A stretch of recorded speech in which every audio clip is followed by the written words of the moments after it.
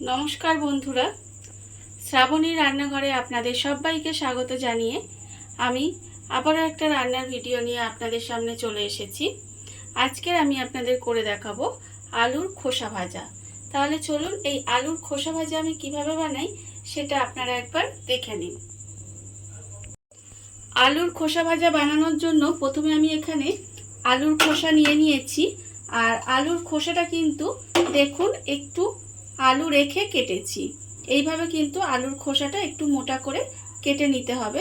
সাধারণত আমরা আলুর খোসা কিন্তু ফেলে দিয়ে থাকি, কিন্তু এইভাবে যদি আপনারা আলুর খোসাটা ভাজা করে খান দেখবেন ভীষণ ভালো লাগবে। প্রথমে আমি আলুর খোসাটা নিয়েছি, নিয়ে এইবারে আলুর খোসাটাকে এইভাবে একটু ছোট ছোট করে কেটে নিতে হবে। দেখুন আমি ঠিক এইভাবে ছোট ছোট করে আলুর খোসাগুলো কেটে নেব।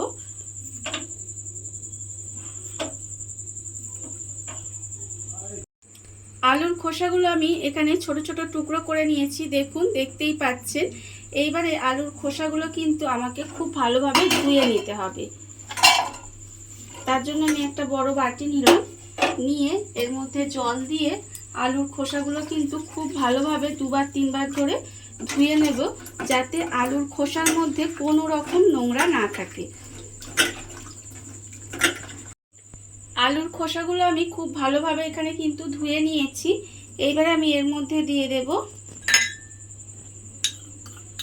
আন্দাজ মতো নুন, আর আমি এর মধ্যে দেব অল্প সামান্য একটু হলুদ গুঁড়ো, আর দেব এখানে লঙ্কার গুঁড়ো। কতটা ঝাল খাবেন সেটা বুঝে কিন্তু আপনারা লঙ্কার গুঁড়োটা দেবেন। আর আমি এর মধ্যে দেব আটা। আমি এখানে আটা দিয়েছি, আপনারা কিন্তু আটার বদলে ময়দাও দিতে পারেন। 1 চামচ মতো আটা দিলাম। আর দেব এর মধ্যে পোস্ত দানা, বেশ কিছুটা পোস্ত দানা কিন্তু আমি এর মধ্যে দিয়ে দিলাম। দিয়ে এবার সমস্ত কিছু খুব ভালোভাবে মেখে নিতে হবে। আলুর খোসার মধ্যে সমস্ত উপকরণ খুব ভালোভাবে এখানে মাখিয়ে রেখে দিয়েছি। আর অন্যদিকে কিন্তু গ্যাসটা অন করে একটা কড়া বসিয়ে দিয়েছি। এইবারে আমি কড়ার মধ্যে দিয়ে দেব সর্ষের তেল। এটা কিন্তু সর্ষের তেলেই করতে হবে, কারণ সর্ষের তেলে করলেই কিন্তু তবে খেতে বেশি ভালো লাগবে। এবারে আমি তেলটাকে একটু গরম হতে দেব।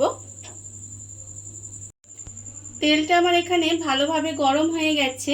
এইবার এই তেলের মধ্যে এই আলুর খোসাগুলো নেব, নিয়ে এই তেলের মধ্যে দিয়ে দেব।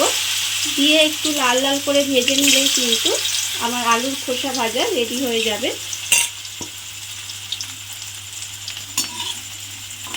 এইভাবে আলুর খোসাগুলো আমি এখানে লাল লাল করে ভেজে নিয়েছি। আর এই সময় কিন্তু গ্যাসটা হাই টু মিডিয়ামে রাখতে হবে, রেখে আলুর খোসাগুলো ভেজে নিতে হবে। তাহলে দেখবেন একটু মুচমুচে হবে আর খেতেও কিন্তু বেশ ভালো লাগবে। এইভাবে আমি আলুর খোসাগুলো তুলে নেব।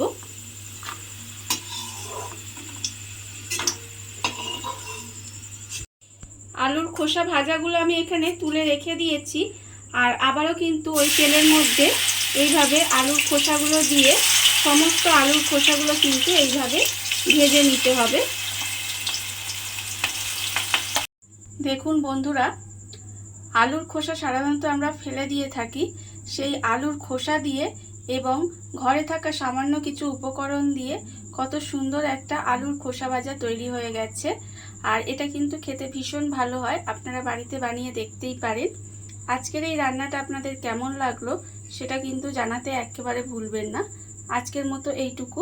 আপনারা সবাই ভালো থাকবেন, সুস্থ থাকবেন। আবারও হাজির হব নতুন কোনো রান্না নিয়ে।